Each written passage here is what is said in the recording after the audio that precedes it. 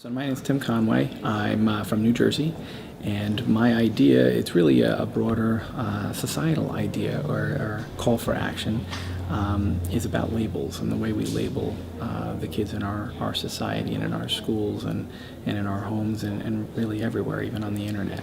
And those labels become a definition for these students. We're looking to try to get them to reach higher and move on for being college and career ready. And a lot of our students sometimes can't move just beyond those labels. They hear things like they're bipolar, they're depressed, they're special education, they'll call themselves a SPED. They'll call themselves all kinds of labels and they get so compartmentalized into those labels and into those little boxes that sometimes they can't move beyond it.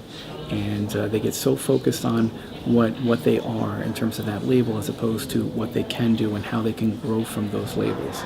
And I think that's a real concern for our society as a whole. The Diagnostic and Statistical Manual, the DSM, classifies and labels everyone for managed care, but then kids get so focused on that label of depression and anxiety and bipolar.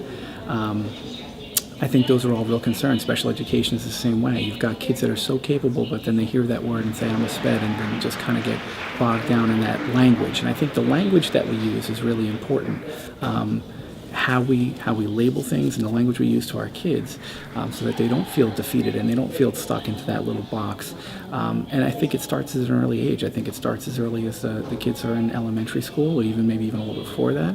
The messages they're hearing on the television, on society, from their parents in particular. I think parents are a key player that need to be involved in this, because a lot of the research shows that the parental expectations are the highest reason for why their children move on to higher education. So I think the language we use, the labels that we use, are extremely important for us to really reassess as a society, as a country, and maybe as a world, to say, how do we change the way we use language and those definitions. I think it's really important for our kids to be able to reach higher, to be able to move on to college and career readiness, to believe that they can do it, that they're not just that label.